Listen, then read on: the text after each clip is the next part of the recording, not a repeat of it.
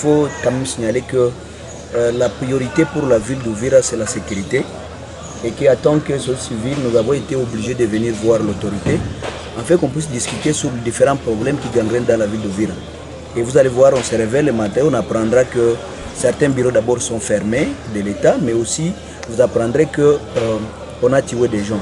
Or, en tant que société civile, on doit chercher des pistes palliatives quand même pour amener la population à vaquer à leurs occupations. Et nous avons discuté avec le maire de la ville adjoint à l'intérim, différents points importants. Entre autres, d'abord, il fallait d'abord discuter sur les comportements de certains militaires FARDC. Comme vous le savez, il y a certains militaires FARDC qui continuent à vandaliser, parfois piller la population. Et par rapport à cette question, nous avons demandé, nous avons proposé à ce que d'abord tous les militaires, beaucoup de militaires qui sont focalisés sur des points chauds, soient remplacés. On puisse d'abord diminuer le nombre, d'autant plus que selon la population, plus les militaires sont nombreux dans différents points chauds, cela crée un peu de la panique au sein de la police. Deuxième élément, c'était, comme vous le voyez, beaucoup de bureaux de l'État sont fermés. C'est comme ça que nous avons demandé au maire de la ville, demain, d'abord, il a même accepté. Demain, nous allons faire la descente avec le maire de la ville pour quand même ouvrir tous les bureaux de l'État et arriver, même si possible, d'affecter certains individus pour faciliter que les bureaux fonctionnent. D'abord, même les bureaux de l'État congolais, notamment, même les chefs les bureaux de quartier, doivent fonctionner demain. Et partout, nous allons passer dans différents bureaux de l'État. S'ils ne sont pas fonctionnels, nous serons obligés maintenant d'affecter certaines personnes pour quand même permettre la fonctionnalité de ces bureaux-là. Deuxième élément, comme vous le savez, il y aura une rencontre qui sera faite demain avec les différents responsables, notamment il y a les responsables du Seigneur de guerre. Nous allons raconter certains Ouazalendo.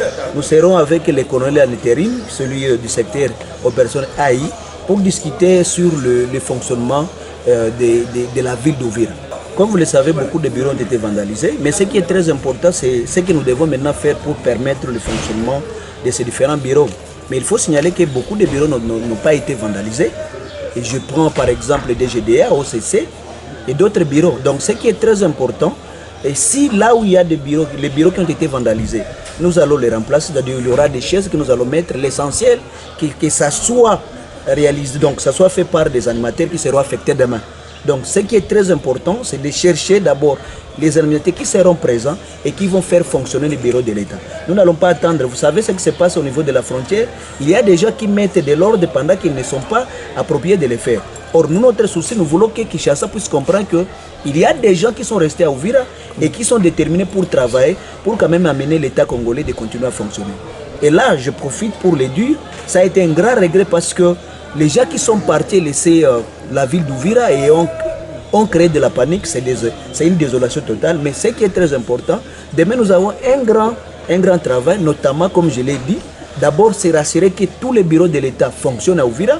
Et deuxième élément, avec maintenant la réunion que nous allons tenir avec les responsables des seigneurs de guerre et certains responsables des FARDC ainsi que de la police, nous allons donner des orientations pour permettre de la sécurité dans la ville d'Uvira. Les gens qui ont fui et abandonné la ville, comme je l'ai dit, c'est une désolation totale et moi je dis qu'ils doivent prendre conscience que ce qu'ils ont fait, a témoigné de leur incompétence et non patriotisme dans la ville d'Uvira. Loin de nous l'intention de vous retenir si longtemps à Fikiri, la mairie vient de tenir une réunion avec ces taxateurs. Dès demain, ils doivent rentrer en service. Vous êtes de la société civile, comment est-ce que vous allez les recevoir? Effectivement, comme je l'ai dit au début, que nous avons besoin que l'État, la mairie fonctionne demain. Et je profite pour vous dire que même demain, je serai peut-être dans la plaine de la Ruzizi, où je dois descendre pour rencontrer la population et discuter avec certains responsables aussi des territoires d'Uvira. Il faut montrer que comme nous avons besoin que l'État fonctionne au niveau de la ville d'Uvira, c'est-à-dire que nous, comme société civile, nous acceptons que les taxateurs puissent demander l'argent parce que les moments actuels nous obligent, parce que la mairie ne peut pas fonctionner sans argent. Les activités qui se feront demain et vont continuer ont besoin, donc l'État congolais a besoin de l'argent. Et là, je sensibilise la population. Si un taxateur arrive à demander quelque chose qui revient à l'État, c'est le moment en tant que population de pouvoir contribuer afin de permettre à la mairie de fonctionner. Mais aussi, Je profite parce qu'après des échanges que nous avons eu, et le maire a compris, donc il y a quand même une taxe qui se paie par exemple à 500 francs. Il y a une réduction, ça doit être à 300 francs, petit à petit pour quand même amener la population à s'adapter par rapport à ce qu'on a vécu pendant ces moments difficiles. Monsieur le coordinateur, nous vous remercions. C'est moi qui vous remercie de plus.